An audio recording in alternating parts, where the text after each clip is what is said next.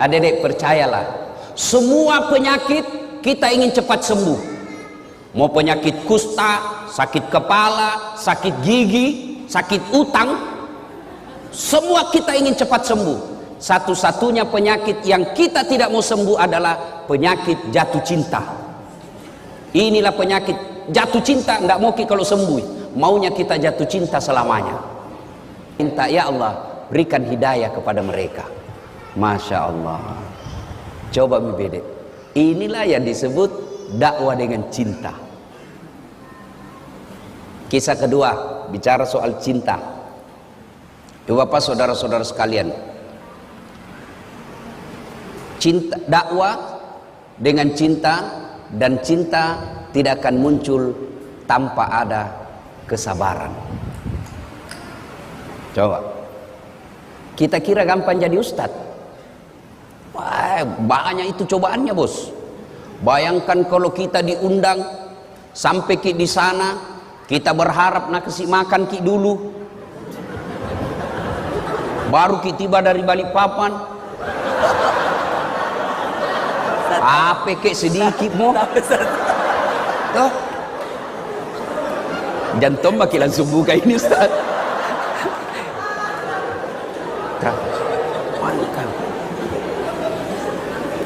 Coba, tidak gampang jadi ustadz. Belum lagi saya pernah diundang ke Pulau Kijang, Sumatera, Riau, tapi pedalaman. Waktu nak telepon, Kak, Assalamualaikum Ustaz. Waalaikumsalam. Betul Ustaz Dasat, betul sekali. Kenapa Ki? Kami ini orang Bugis yang ada di tanah Sumatera, Pulau Kijang. Oh, ringkas kisah, merenung Ki kasih Ustaz loma ceramah ke Kampota. Bugis. Oh, jago ini orang Bugis ini.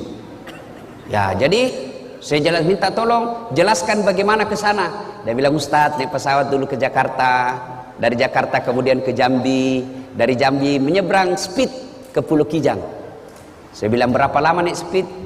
Tidak sampai 2 jam Ustaz. Pulau sama aja di Kalimantan ini. Oke lah. Begitu saya sudah naik di speed, ternyata bukan speed apa, katinting. Bilang, itu speed itu kan yang cepat. Ini katinting, toko. Mati ku bilang. Mulai mak jengkel di situ, jengkel. Sudah. Tanam mak, astagfirullah. Saya lihat jamku, 1 jam lebih, astagfirullah. Begitu 2 jam, belum sampai. Dalam hatiku nak bilang ini, tidak sampai 2 jam, 2 jam ini. Sampai 5 jam, belum sampai. Langsung aku bilang, Daeng, kita bilang tidak sampai 2 jam. Nah 5 jam makin ini belum sampai. Nah bilang, tak dampang Kak kasih Ustaz. Maafkan saya Ustaz. Kenapa? Ini sebenarnya hampir 9 jam. Wah, la ilaha illallah. Sudah itu kau nonton, jangan lupa like and share. Ketika saya tamat SMP, SD di kampung saya, Desa Bungi, Kabupaten Pindrang, saya datang ke orang tua saya, bapak saya bilang, Pak, melok kamu sekolah agama. Saya mau sekolah agama. Saya mau sekolah di pesantren. Waktu itu, maafkan saya, Pondok Pesantren DDI Kabalangan. Pengasuhnya almarhum guru kita Abdurrahman Ambok Dalle. Saat itu bapak saya menjawab, dia lepas sekolah ko nak. Dia lepas sekolah ko, saya tidak bisa sekolahkan kamu di pesantren. Kenapa? Pesantren waktu itu jauh lebih mahal daripada sekolah umum. Di pesantren kita harus bayar biaya kos, biaya makan dan lain sebagainya. Sementara sekolah umum hanya membayar SPP dan OSIS. Waktu itu saya pengurus remaja masjid, masih saya SD. Lalu saya ngadulah saya dalam tahajud. Saya alhamdulillah masih SD saya sudah kenalan itu salat tahajud. Ya. Saya ngadu kepada Allah.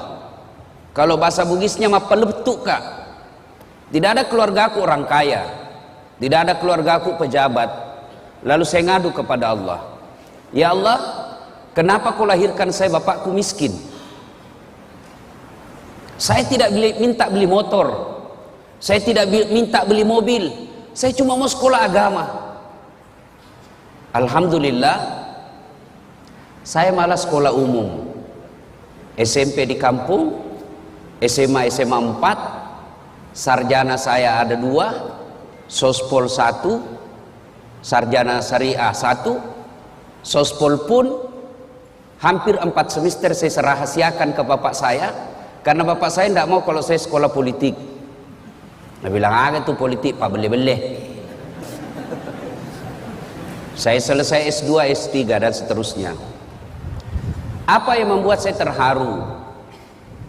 Alhamdulillah, saya bisa jadi ustadz meskipun saya tidak pernah mondok. Saya malu bicara di tempat ini. Di sini kumpulan orang-orang soleh, ada guru-guru kita. Saya kalau ketemu teman-teman guru-guru di Wahda Islamiyah, saya selalu berkata Tuan Guru, Andrung Guru. Kenapa? Disitulah pusat-pusat orang punya ilmu.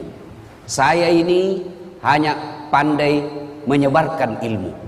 Sumber ilmu saya dari teman-teman saya di Wahda. Lalu menjadi pertanyaan, kenapa orang panggil saya dakwah? Nah saya ini kasihan, bukan keilmuan dalam bidang dakwah. Ternyata salah satu sebabnya ketika orang saya tanya, bagus cara tak menyampaikan Ustaz. Tidak ada orang sakit perasaannya. Paling banyak sakit perasaannya ibu-ibu. Tapi heran, tetap kita suka itu ibu-ibu Ustaz. Nah, inilah kemudian saya bersyukur pernah sekolah dan sampai sekarang masih mengajarkan ilmu komunikasi. Saya tidak mungkin berlebih ketika saya katakan ilmu pertama yang diajarkan Allah kepada manusia Adam alaihissalam adalah ilmu komunikasi. Kapan Ustadz? Ketika Allah mengajarkan nama-nama makhluk dan tumbuhan kepada Adam. Nama adalah simbol, simbol adalah kajian utama ilmu komunikasi. Ibu bapak saudara-saudara sekalian yang saya hormati. Nah, melanjutkan itu tadi intermezzo saja. Alhamdulillah emosi saya sudah mulai terkontrol. Saya gampang tersentuh ketika kumpul dengan teman-teman ustadz, karena saya bilang dalam hatiku mereka mendalami ilmu agama sampai ke luar negeri, tinggalkan keluarga, kadangkala keluarkan ongkos baru bisa mendapat ilmu yang sangat dalam. Saya alhamdulillah santai-santai ji bisa dapat ilmu. Kenapa? Karena saya memang minta dari Allah Subhanahu wa taala. Cuma saya harus tahu diri bahwa ilmuku rendah sekali. Ustadz Fahrul Rosi hari ini nak kira kak barangkali basang. Bateku nagolai. Masya Allah. Biasa sih kalau dikasih begitu kak banyak pak ganti langsung ke bilang ada basang. Apa maksudnya? Golai capok. Ya. Nah, Bapak Ibu saudara-saudara sekalian, waqala Allah berfirman dalam Al-Quran, bismillahirrahmanirrahim, ya ayyuhalladzina amanu dukhulu fis-silmi kaffatan wa la tattabi'u khutuwatis syaitan innahu lakum adu mubin. Wahai orang-orang yang beriman, masuklah engkau ke dalam Islam secara sempurna, jangan Islam pencitraan. Sekarang ini kalau musim pilkada itu politisi penampilannya kala-kala ustad, rapat songkoknya, pakai serban, pakai gamis, nah bungkus dirinya serban putih, baru pegang tasbih besar, foto pasang baleho 4x6, kala-kala penampilan Ustadz Dasat. Begitu disuruh imam sholat maghrib, nah bilang Ustadz paruh suaraku. Jangan Islam seperti itu, pencitraan. Dan masuklah ke dalam Islam secara benar, dan janganlah engkau ikuti langkah-langkah setan, karena sesungguhnya setan itu musuh yang nyata bagi kalian. Nah, kira-kira kalau pengajian begini Bu, ada enggak setan di tengah-tengah kita? Kira-kira ada setan Ibu? Ada. Bukan popo, bukan parakang, bukan uka-uka. Tapi apa setan yang ada di tengah-tengah kita? Bentuknya handphone. Apa? Orang sudah ceramah masih menggesek. Katanya mau dengar pengajian, mak download ji. Simpan dulu HP ta. Serius kayak ini, serius, simpan dulu. Simpan dulu. Bagaimana kita mau dengar ceramah kalau kita fokus di HP? Ada juga pura-pura foto itu. Padahal dalam hatinya dia HP baru. Ada yang lebih parah, udah foto kak dulu, baru nak share di grup Tablik Akbar bersama Ustadz Dasat. Tapi itu ji bajunan nak pakai waktu di TV One. Itu ada juga begitu. Nah ibu bapak saudara-saudara sekalian, pada Tablik Akbar kali ini tema yang saya ingin sampaikan fokus pada cinta. Adik-adik ini yang banyak kecuping-kecuping. Ini adik-adik percayalah, semua penyakit kita ingin cepat sembuh. Mau penyakit kusta, sakit kepala, sakit gigi, sakit utang, semua kita ingin cepat sembuh. Satu-satunya penyakit yang kita tidak mau sembuh adalah penyakit jatuh cinta. Inilah penyakit jatuh cinta, nggak mau kalau sembuh, maunya kita jatuh cinta selamanya. Nah, bicara tentang cinta saya tidak mau ceramah. Saya hanya ingin menyampaikan kisah-kisah bagaimana cinta, dakwah dengan cinta. Satu, adik-adik pernah, saudara-saudara, bapak ibu pernah dengar kisah Rasulullah Sallallahu Alaihi Wasallam di Taif. Rasulullah mendapat tekanan di Mekah, mendapat hinaan, mendapat cemoohan, teror secara fisik, teror secara mental. Fisiknya dilempari, mentalnya diludahi, rumahnya dipasangi duri. Lalu siapa yang lakukan itu? Bukan orang lain. Siapa? Keluarganya sendiri. Siapa? Abu Lahab. Tahu itu Abu Lahab deh? Tahu ke Abu Lahab? Tahu? Sepuh satu kali saudarana bapak Nabi. Bahasa Perancisnya Amurena Nabita. Perancis itu Pare-Pare dan sekitarnya.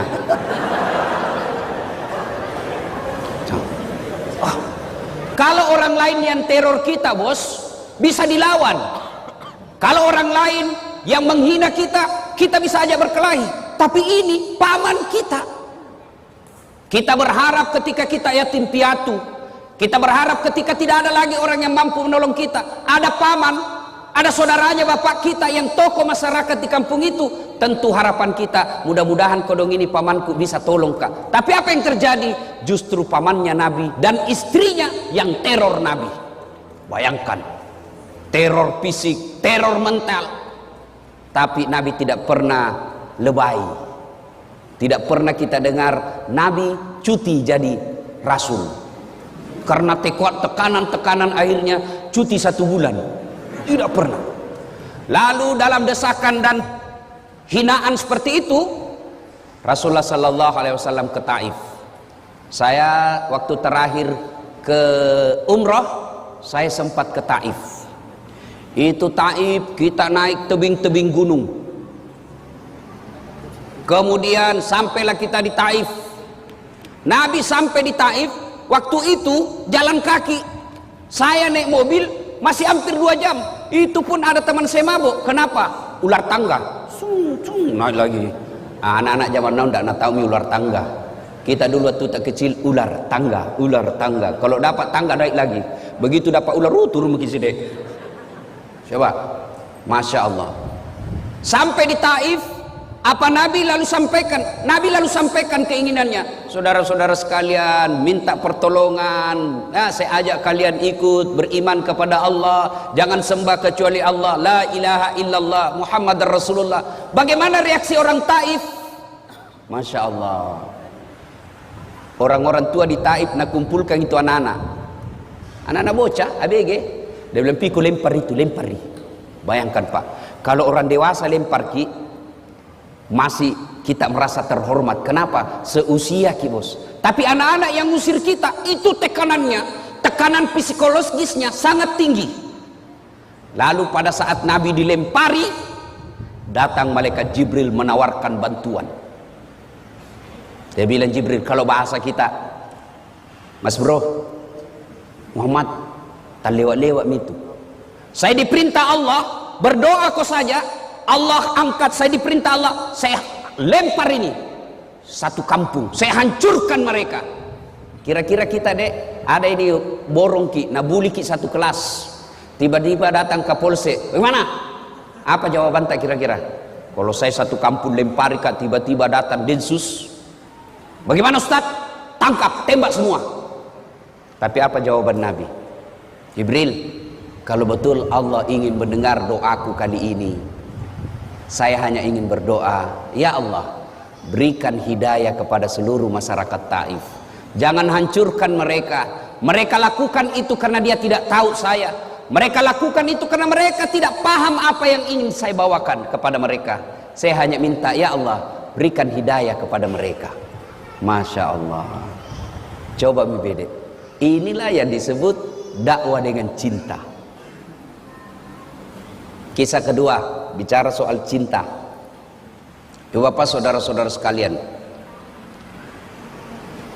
cinta, dakwah dengan cinta, dan cinta tidak akan muncul tanpa ada kesabaran. Coba kita kira gampang jadi ustadz. Wah, banyak itu cobaannya bos. Bayangkan kalau kita diundang sampai di sana, kita berharap nak kasih makan ki dulu, baru ki tiba dari Balikpapan. Apa kek sedikit mo? Oh. Jantung makin langsung buka ini Ustaz.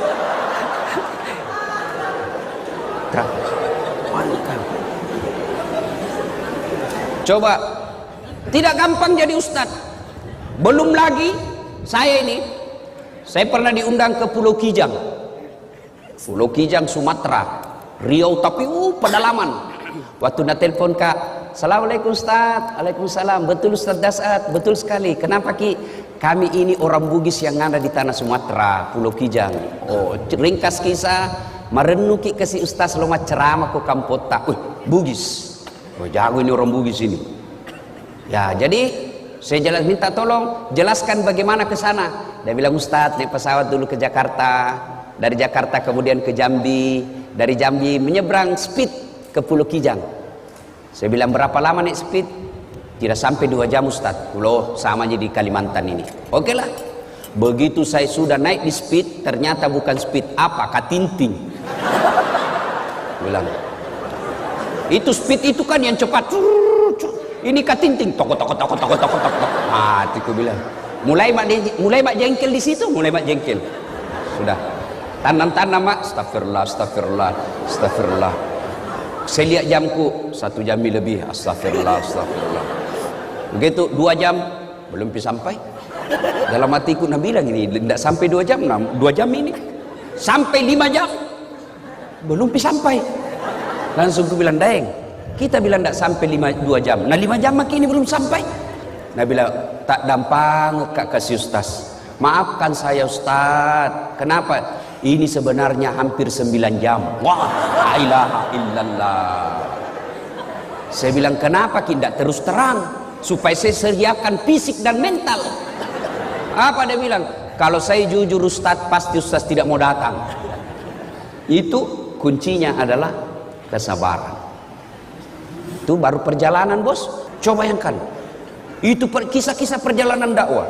Apalagi belum lagi yang nak kasih ki kotak kosong, kwitansi kosong. Selesaiin terutama di kantor-kantor. Selesai mungkin ceramah tabis tas kwitansi. Berapa? Kasih kosong misalnya Ustaz. Aku bilang jangan ambil maki semua. Bayangkan kalau saya tanda tangan kwitansi kosong. Nah kasih ke 1 juta baru nak tambahin 01. Di belakangnya 10 juta nambil.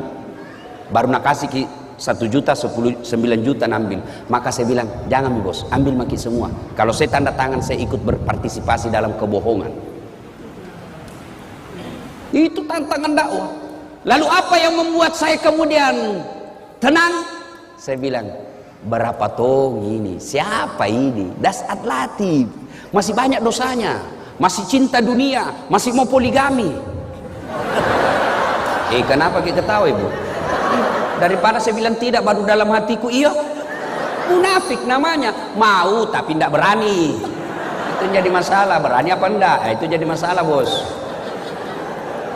Bale-bale bapak kalau tidak mau poligami sini. Kita masih cinta dunia, masih banyak dosa, masih ngejar-ngejar, ya sudahlah. Berapa tong? Kena kita ujian-ujian dakwah, resepnya sabar. Rasulullah sallallahu alaihi wasallam. Masya Allah. Dulu waktu saya kecil ada buku yang selalu saya baca, kisah berhikmah. Kita ambil hikmah dari kisah itu. Inilah cinta harus dengan kesabaran. Tidak mungkin ada cinta kalau tidak sabar. Termasuk ibu-ibu. Kalau tidak sabar menghadapi suami kita, jatuh itu cinta. Nah, mau kita bicara tentang cinta yang hebat, Masya Allah. Ada seorang wanita, nah, kembali lagi. Ini saya baca kisahnya, ternyata didaifkan hadisnya. Siapa dia? Ayub alaihissalam. Ayub alaihissalam. Itu Ayub alaihissalam, adik-adik sekalian, luar biasa, alim, taat beribadah. Allah kelimpahkan beberapa rezeki kepada Ayub alaihissalam. Tapi hebatnya Ayub alaihissalam, kaya dermawan, kaya sogi malabo. Yang banyak di Indonesia kaya pelit, kaya seke kikirigalla paku jambatang, pelit, bakil. Tahu orang di kampungku bilang kikirigallang paku jambatang. Apa artinya kikirigallang? Kikirim itu galang, tidak mau namakan. Paku jambatan, jambatan basi nupaku, tidak mau mempan. Itu orang pelit. Duduk maki sama-sama berharap ki karena dia kaya na traktir ki, tidak tong langsung saja tabes tas pulang dulu dalam hatiku ndak tong na bayar kanga ini. Coba itu orang kikir. Ini Ayub alaihissalam kaya dermawan, lalu seluruh malaikat memujinya. Luar biasa Ayub alaihissalam, malaikat ikut memujinya. Satu makhluk Allah yang cemburu. Siapa? Iblis laknatullah alaihi. Nabi bilang iblis, tunggu dulu Tuhan. Dia begitu Ayub, baik agamanya, taat beribadah, dermawan, karena dia kaya. Coba kalau dia miskin. Tidak begitu. Allah berfirman, saya lebih tahu dari kau iblis. Dia bilang tidak memang toh. Iblis dia bilang kalau begitu Tuhan, kasih saya kesempatan menggoda ini Ayub. Allah kemudian silakan, siap. Akhirnya apa? Ayub alaihissalam terbakar seluruh hartanya, kebun-kebunnya musnah, binatang-binatang ternaknya mati karena penyakit. Begitu miskin, datang iblis. Ayub masih bersikir, dibisik, Ayub, sudah mau apalagi kau puji-puji Tuhanmu? Bayangkan ambil hartamu, jangan kau puji-puji Tuhanmu, apalagi Tuhan apa itu Tuhanmu? Apa kata Ayub alaihissalam? Bos, yang kau banyak bicara di situ nah? Bukan begitu di hadis, bukan. Ini bahasa Ustaz. Supaya enak didengar, bos. Tuh, bayangkan kalau lapar kita baru serius sekali, tambah lapar orang. Tuh. Nah. Makan dulu Pak. Akhirnya apa? Apa kata Ayub? Dengar baik-baik adek. Dengar baik-baik ibu. Alhamdulillah, sempat kaya. Sempat kau punya kebun, sempat kau punya binatang ternak. Banyaknya orang kodong sampai sekarang tidak ada kebunnya, tidak ada ternaknya. Ini harta titipan Allah. Inna lillahi wa inna ilaihi rajiun. Allah yang kasih saya di dunia, Allah ingin ambil, silakan. Yang penting lebat Tommy. Nabi bilang orang Bugis, taruh meti ko pura moi rede.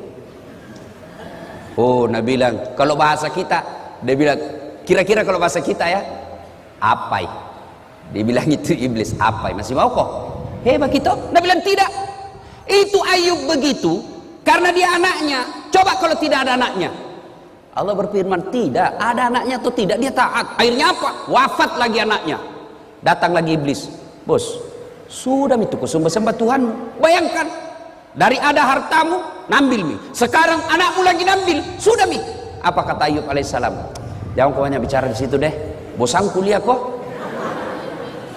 Coba,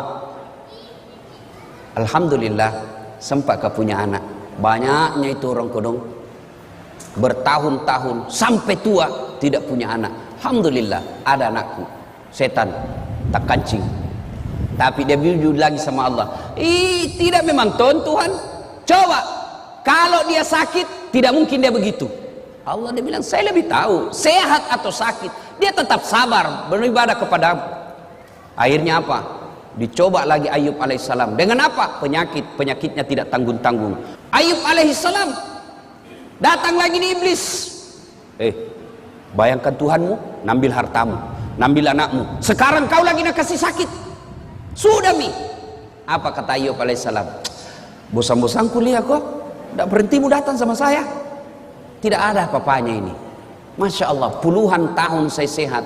Masa gara-gara penyakitku yang baru sesaat ini saya lalu melupakan nikmat Allah? Tidaklah. Inna lillahi wa inna ilaihi rajiun. Lalu datang lagi istrinya. Dia bilang apa sama istrinya? Istrinya bilang apa? Bang, berdoa maki sama Tuhan, minta ki supaya berhenti penyakit tak. Apa kata Ayub alaihissalam? Masih kak, saya malu minta kepada Allah. Puluhan tahun saya sehat, baru beberapa saat saya sakit, saya malu kepada Allah. Lalu iblis tidak putus asa, dia datangi lagi Ayub alaihissalam. Gagal dia goda Ayub, maka dia datangi istrinya. Istrinya dihasut. Maka ibu-ibu hati-hati. Biasanya setan mati akal hadapi suami, tapi dia masuk sama istrinya. Suaminya mau pergi sedekah, mau bantu sahabat pemburu hidayah, dia mau kasih uang sumbangan 500.000, sudah ada di dalam dengan amplop. Tiba-tiba dilihat istrinya, Pak, kenapa ada ini uang 500.000? Mau dia apa? Ada itu anak muda kudung mencari hidayah, mau saya kasih di sumbangan beli Quran. Dia bilang, talekan ini sok kaya. Apa orang lagi itu ada anak gue beli kaki pulsa. Akhirnya gagal bersedekah.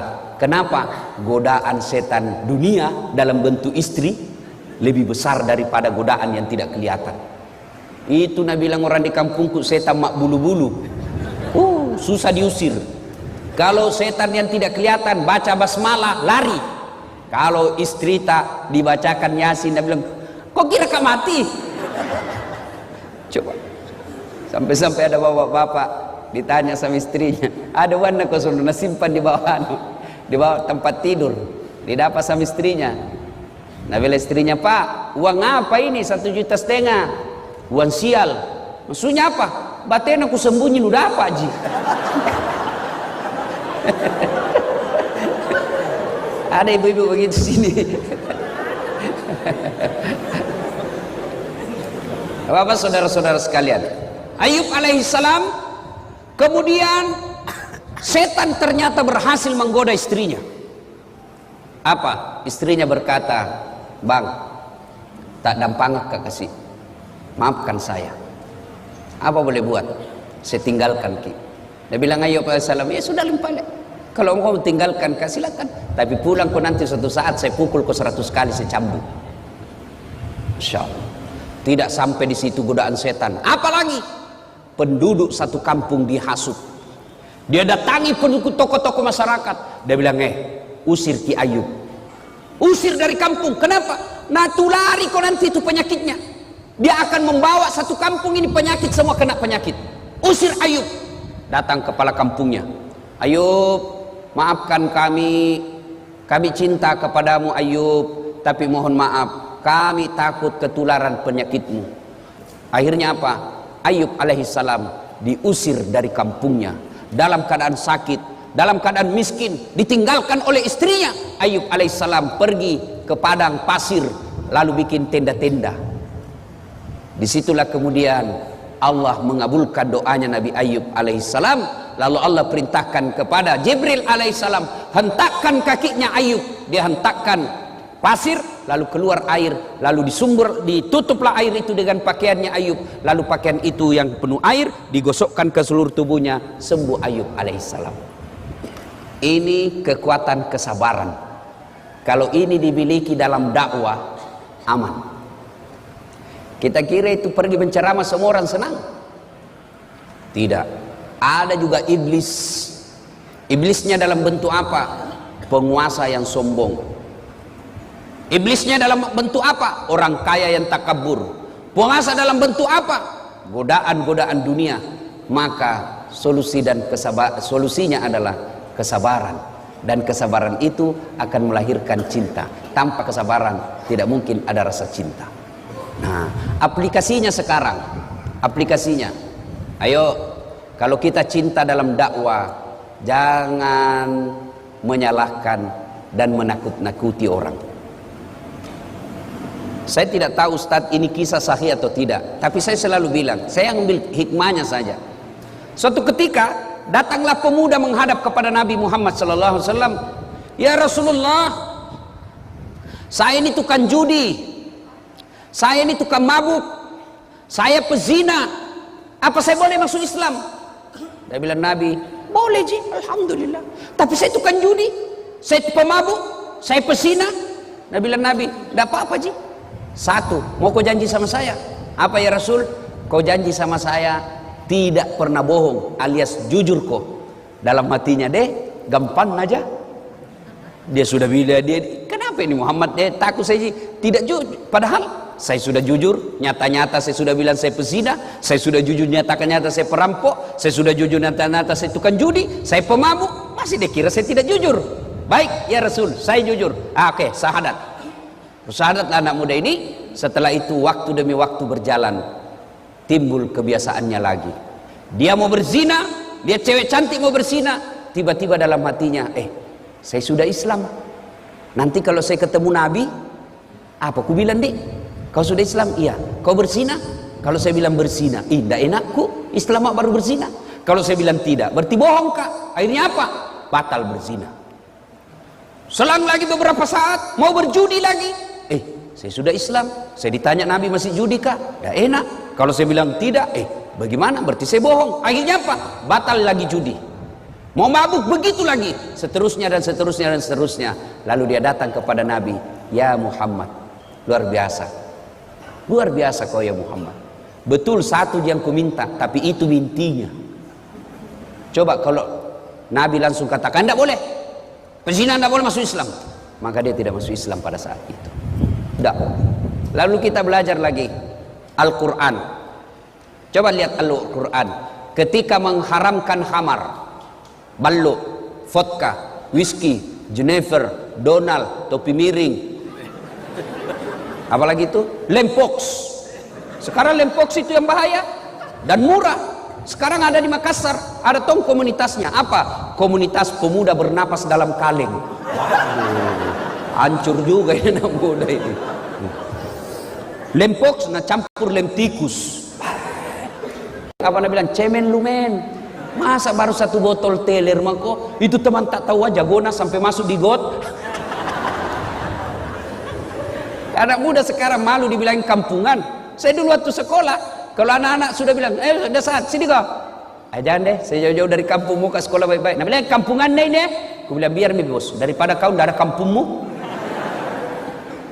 Nah, coba kita lihat pelajari itu ayat tentang khamar. Ketika Allah haramkan khamar, kan tidak langsung. Pada saat itu orang-orang Arab kafir jahiliyah waktu itu bukan cuma dia minum itu khamar, dia mandi. Dia mandi itu khamar. Begitu hobinya dengan khamar. Turun ayat. Ayat pertama tentang khamar. Apa? Disentuh dulu akalnya. Khamar itu ada manfaatnya, juga ada buruknya. Tapi ketahuilah keburukannya jauh lebih besar daripada kebaikannya. Ini peringatan bagi orang-orang yang berpikir. Mulai berpikir, oh ya tahu ada baiknya, tapi lebih banyak jahat keburukannya. Akhirnya mulai jalan pikirannya. Lama-lama turun ayat kedua. La taqrabus salata wa antum suqara. Jangan kau dekati khamar ketika kau dalam keadaan mabuk. Artinya apa? Yang tadinya orang Islam sudah masuk Islam, yang tadinya orang kafir masuk Islam, 5 kali sehari semalam sholat, artinya 5 kali tidak boleh mabuk. Maknanya dalam sehari makin jauh dia dari khamar. Lama-lama turun ponis terakhir, keputusan akhir. Innamal khamru rijsun min amali syaitan. Sesungguhnya khamar rijsun, bapak moyangnya dosa, min amalis syaitan, perbuatan syaitan, jauhi agar kamu termasuk orang-orang beruntung. Nah ini, jadi kalau ini kita pakai, berarti dakwah itu harus bertahap.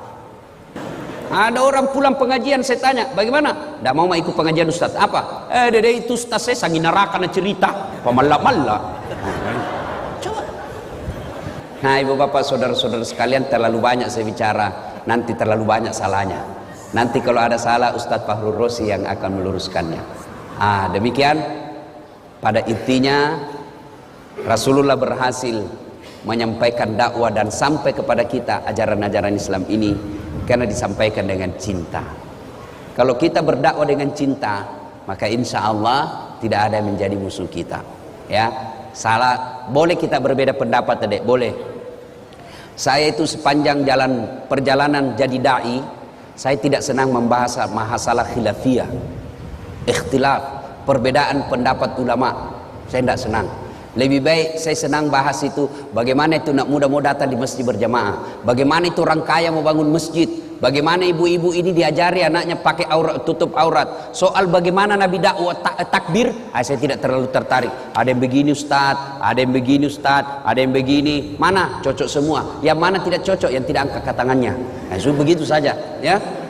Saya dalam ini boleh kita berbeda, boleh. Saya dalam mazhab dakwah saya, metode dakwah saya tidak terlalu tertarik membahas yang begitu-begitu. Saya lebih senang membahas bagaimana orang-orang ini mau datang ke masjid, mau bersedekah, mau menghindari gosip, ya. Sekira itu. Demikian, Bapak saudara-saudara sekalian, mohon maaf yang sedalam-dalamnya jika ada kata dan kalimat yang tidak berkenan. Kita bisa lanjutkan nanti dalam sesi tanya jawab. Insya Allah Anda bertanya, saya jawab. Bagaimana kalau tidak tahu Ustaz? Saya tetap jawab. Apa jawabannya? Saya tidak tahu. Masa saya mau tahu semua, bukan nggak saya kamus.